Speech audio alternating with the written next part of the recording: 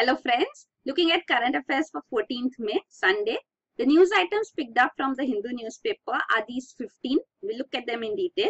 The first one, India largely safe from cyber attack. So this is the statement coming from the cyber security chief in the PMO, Prime Minister's office in India. He states that India so far has not reported any ransomware attack. So this is in the context of the worldwide reports coming of ransomware attacks, but then it may be possible that such responses come up when the offices in India open again on Monday. So CERT-IN, that is Computer Emergency Response Team in, had also issued an advisory in May 2017 about updates to Windows system. So this Microsoft Windows version which had a flaw. Taking advantage of that flaw, this ransomware has been developed, which has been named WannaCryptor 2.0 or WannaCrack.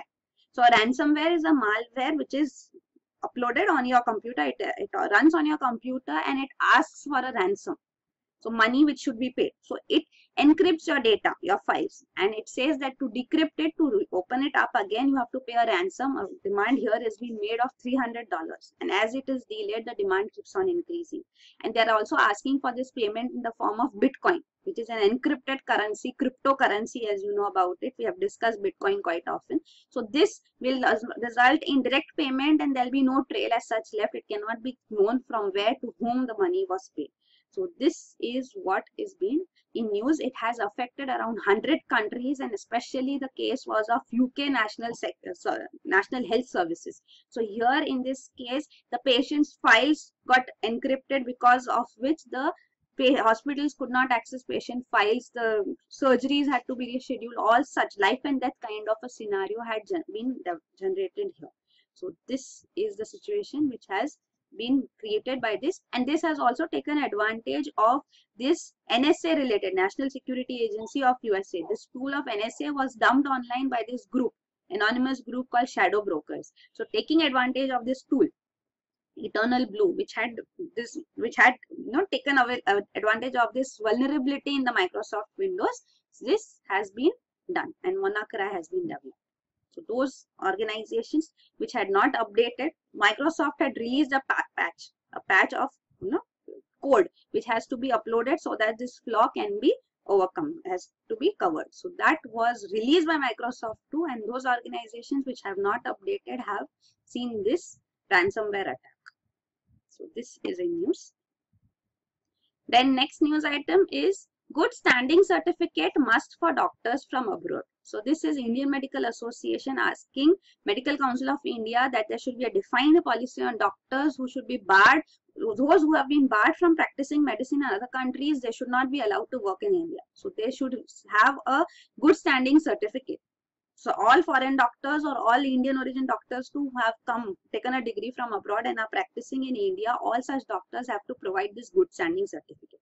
So this has been a suggestion put forth to the Medical Council of India. So this is in context of a Delhi High Court order. So Delhi High Court had taken suo motu cognizance of this news report of a doctor of Indian origin who was barred from practicing from US, but now is treating patients in Delhi and Gurgaon, or Gurugram as it is called. So this has been in news. In this context, now MCI has been asked to make sure that good standing certificates are provided. So this is the news.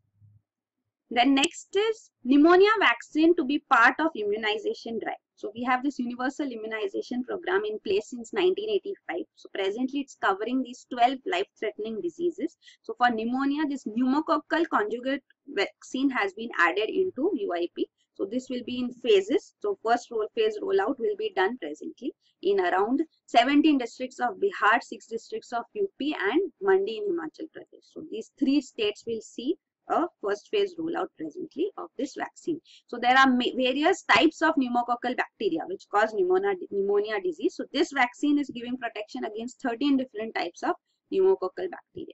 So India also has the highest number of child pneumonia and diarrhea related deaths in the world. So this is a concern. So this has been taken up. You can see India accounts for 20% of global pneumonia deaths of children under 5 years of age. This is the news. UIP, Universal Immunization Program, for 12 life-threatening diseases. Vaccines have to be provided free of cost across the country. So these are the 12 diseases for which vaccines are provided under this program, Universal Immunization Program. these are listed here. So of course pneumonia was also there, but now pneumococcal conjugate vaccine has been introduced for this. Then next is Chennai team unravels a key to microbial resistant infections. So this scientist from Center for Advanced Study of University of Madras, they have come up with this surface protein detection. So these surface proteins are present on some pathogenic bacteria, because of which they become a lock and key kind of a system, and then they do not respond to drugs. So microbial resistance is developed. So if these surface proteins are targeted, then these bacteria can also be eliminated. So this is the finding. Also in this study, they have also found the structure of a surface protein in E. faecium, which is a special fold which is different from all known categories of protein structure. So they have found also a new protein structure in this study. So this is there.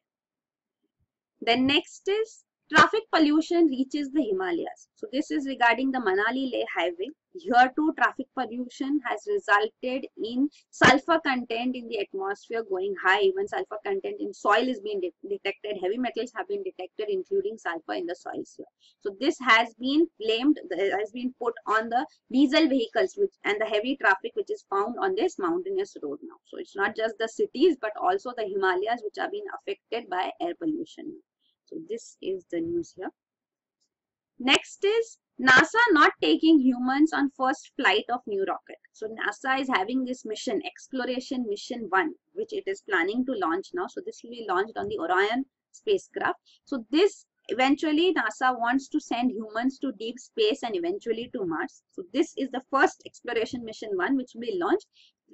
President Donald Trump had asked NASA to involve humans also in this launch, first exploration mission, but then NASA originally did not want to have humans in the first mission itself, but based on President's request, this was, feasibility study was done, but now it has come forth, no, it is not taking humans, it would not be feasible as such. So this is the Exploration Mission 1 which will go without any human aboard. Then next is 3D printed lungs mimic the real thing. So this 3D printing, we have discussed this also quite often. So researchers from Columbia University of USA have 3D printed organoid. A lung has been 3D printed and it mimics the features of a full-size lung. So this will be done, means drug as such, how the drug's response is to this lung can be studied on a real-time basis. So it will function as a real lung when it is infected with a virus, and what would be the therapy which is required for this antiviral therapy, which can be studied. So this functionality can be demonstrated through this 3D printed lung. So this has been developed by researchers. So what they do is this human lung is developed on a lab dish as such. So how is it prepared is using the pluripotent stem cells. So stem cells are the source. Using this, the 3D printing is done. So 3D printing means there will be a source material. In printers, we generally use a paper, a 2D paper, A4 size paper, for example. So in 3D printer, you use some material. It may be anything. It may be plastic. In this case, it is stem cells. So these stem cells are used as raw material, and a CAD, computer-aided design, is developed. So you develop a design using the software, and whatever design is developed, that design, a 3D design, is slides down. So that 3D printing software application will slice it down. So each layer would be prepared and fused together, and the 3D object will come out through this printer. So this is the technology which has developed, and this is a revolutionary technology which will result in various applications. So all that is also detailed out here. So this is an important area which you should know about. Then the next news item is the future of white gold. So white gold reference has been made to milk. So milk production in India. India is known to be the largest producer of milk in the world, but then in terms of productivity, it is quite low. In India, the productivity of milk, you can see it ranges from 2 to 4 kg a day. But in Europe and US, even in Israel, the milk productivity is 25 to 38 kg a day by a cattle. So this is the news. So that is why what is required now is that local breeds should also be developed using genetic editing. So what we are doing presently is crossbreeding is being done with European variety of cattle breed, so that results in higher yield. But now what has been found out that there is this one protein A1 beta casein, which is found in milk in several European breeds. So this results in risk of diabetes, ischemic diseases and heart diseases. So for this, what is required is that Indian local breeds of cattle should be reared and milk breeding can increase. So this, what has been used is even to silence this A1 genes, which is resulting in risk for various diseases. CRISPR-Cas9 genetic editing technique can be used and this gene can be silenced and then milk productivity can be increased. So this is the CRISPR-Cas9 technique. So this is a technique which is like a cut and paste technique. You can specifically select the gene which you want to cut. It can be cut from that place, replaced by a new gene, and genetic editing is done. So this is a technique which is very much in use, CRISPR-Cas9. There are intellectual patent rights cases going on in Europe and US also on this matter. So Cas9 is a specific protein which will select where the cut has to be done, and then this DNA cutting is done. You can see specifically located. This DNA can be cut, a replacement gene can be placed in, and the steps completed. So there are various applications of this genetic editing technology also.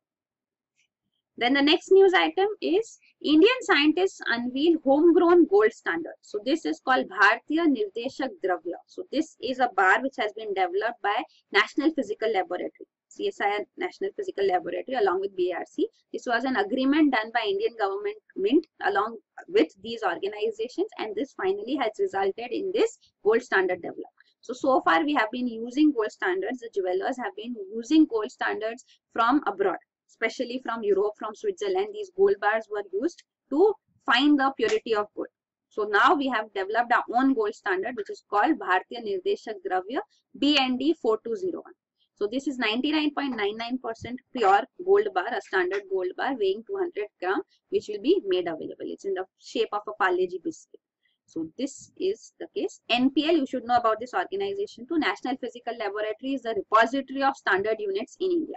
So it has the standards for kg, second, centimeter are all provided here, and also it provides calibration services for various purposes. Then next is modules on life skills to help students beat stress. So All India Council of Technical Education now has asked all colleges affiliated to it to make these modules, a semester of these modules would be there, which will be necessary part of the course structure, and there will be no grades as such awarded to it. Even IITs have been asked to do so, but there may not be a complete module in a semester as such, but they will also have these. So this will work on students' communication skills, help them to come up with, cope with failures as such, learn situational decision making, negotiate dilemmas in life. So this life skills would be provided to them through a course. So this is there. Also moral and ethical values will be a part of this module. Then next is India to skip BNR forum. So this is regarding Belt and Road Initiative of China. So this forum meet will take place for 2 days starting from 14th May. India has clearly stated it would not be attending this forum summit because of the sovereignty and territorial integrity issue with respect to CPEC, China-Pakistan Economic Corridor. Chinese ambassador had also stated we can rename this corridor if India is happy with that. China had specifically made various attempts to bring India on board, but then this aspect of ambassador's speech was also deleted from the website after Pakistan objected to such a suggestion. So this is there. Also another point which India is making is that various countries, they have been part of Belt and Road Initiative. Various infrastructure investments have been done by China, but now they are under huge debt. So this is a debt trap which they have entered into. Sri Lanka's case also we had discussed few days back. So Sri Lanka, Bangladesh specifically are being named. So it is asking that when China is making investment, it should make sure that it does not result in an unsustainable debt trap for the country. It should have a balance between ecological and environmental production, and also transparent assessment should be done of the project costs. So these points have been put forth by India. Then, so Belt and Road Initiative is in news prominently. China has stated that we would be investing $800 billion, up to $800 billion in 5 years for this Belt and Road Initiative. It is also promoting that whatever steps have been taken by us in these infrastructure investment projects, it has resulted in creation of local jobs in huge amount, and also we have paid a huge amount of tax to local governments in the context of these projects. The next is China-Pakistan impacts ahead of summit. So China and Pakistan have undertaken a number of infrastructure agreements in the context of China-Pakistan Economic Corridor project, which China is constructing, which is having Gwadar port, which is the strategic port from where Gwadar to Kashgar will be the connectivity provided by this China-Pakistan Economic Corridor. So in this context, even a railway track MOU has been signed, and also a dry port development would take place at Havilin in Pakistan. So these MOUs have also been signed ahead of this Belt and Road Initiative Forum Summit of China. Then next is, surprised by ICJ order, Pakistan mulls next move. So India had approached International Court of Justice, the UN court as such, and had got a stay on the Pakistan order, but Pakistan now is looking into what would be the response. The official response has not been put forth yet, but what is going behind we can know. So what has happened is Pakistan's point of view now has come as India should have first exhausted all the avenues which are present in Pakistan. So Pakistan military court had ordered death sentence for Mr. Jadhav, Kulbhushan Jadhav, former Navy officer of India, but then Pakistan says this is not final. 3 more options are there. So first it can go, here it is provided, you can see. So it can take 3 options here. So first forum is that it can go to Field General Court Martial, a review can be done there.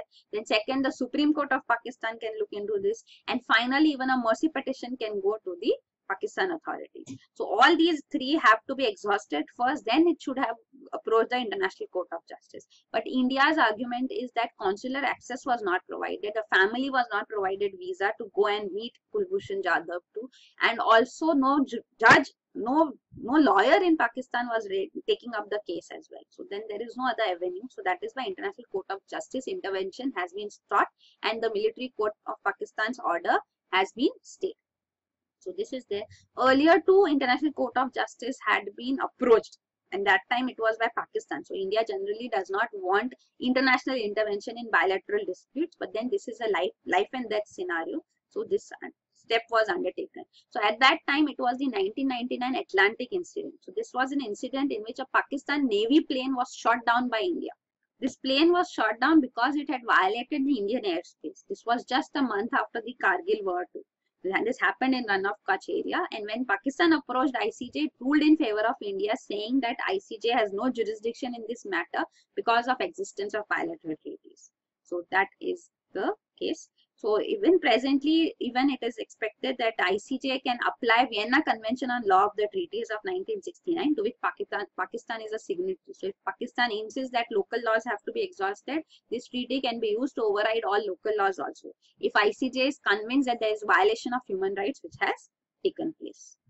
So this is regarding the Vienna Convention on Law of Treaties too. So every state possesses the capacity to conclude treaties, and the convention is restricted to written treaties between states and not between states and international organizations. States, among states, whatever treaties are there, this convention regulates them. And these are the regarding the incident, in Atlantic incident of 1999. 3 other incidents are mentioned. These also have been having the Indian Air Force prominently in a role. So Operation Rahat, this was of 2013, when in the flash floods in India, the Indian Air Force evacuated stranded people here who were also pilgrims here in Uttarakhand and Himachal Pradesh. Operation Maitri was in 2015 in Nepal. So after April 2015 Nepal earthquake, Indian Armed Forces came into action for rescue and relief. And Operation Sankat Mochan, which took place last year itself, 2016, where the Indian Air Force was present to evacuate the Indian citizens in South Sudan. So when South Sudanese civil war erupted in Juba, the capital of South Sudan, this Indian civilians evacuation steps were undertaken. So then there was this news also that many didn't want to leave also at that time because they felt the civil war would end soon. So this was Operation Sankat Mochan. So you should know about these 2. Then next is, not ready for GST's July start, industry. So this is the last news item. So this is regarding GST, goods and services tax would be put into effect from 1st July 2017. So the deadline is approaching. GST network has to be tested. So businesses are concerned now whether there will be sufficient time to test the infrastructure once the rules and rates are also finalized. So next GST Council meeting will also take place on May 18-19. So further clarification will come forth because businesses still have concerns and issues, especially with respect to the various commodities. So goods, how will they be treated, like depending on the location. So if the shipping location and the billing location is different, then how would it be treated as such? Then also place of supply norms, how would they apply to services based companies? So these questions are still there, clarification is required. Also valuation of goods, how would that take place? The reconciliation of e-way bills, how would they take place? So these e-way bills are the physical documentation that allows movement of goods. So this electronically will be provided under the GST network now when GST is implemented. So this is essential. If the movement of goods of more than 50,000 in value is to be done, then it cannot be done without e-way bill. So this e-way bill will be finalized only if it is received. So transaction will close once it is accepted, e-way bill is accepted. So in that case, how reconciliation would take place, still concerns are there. So that is why finally the GST Council meeting would bring in clarification on all these matters, and only then GST as such can be put into effect smoothly from 1st July 2017. So you can see e-way bill, it generates a unique number, e-way bill number, EBN number, that is allocated and it is available to all suppliers, recipients and transporters. So the whole process has to be completed so that e-way bill transaction can be closed. So there still are concerns as such. This is regarding the GST Council. So GST Council has been established which will take decisions on all matters with respect to GST. It has Union Finance Minister as the chairman. Also Finance and Revenue Ministers of State are also present. 1/3 voting power is with the center. 2/3 voting power is with the states. All states are also represented here by Minister of Finance of the state or any other minister. So this is the composition of GST Council. To take a decision, minimum quorum, minimum attendance is required is of 50% of the members. And decisions have been, many decisions have been taken so far by consensus also. All of them agree. But officially it is each decision has to be approved by 3/4 of the members of the council. So that is GST Council. So these are the news items. Thank you.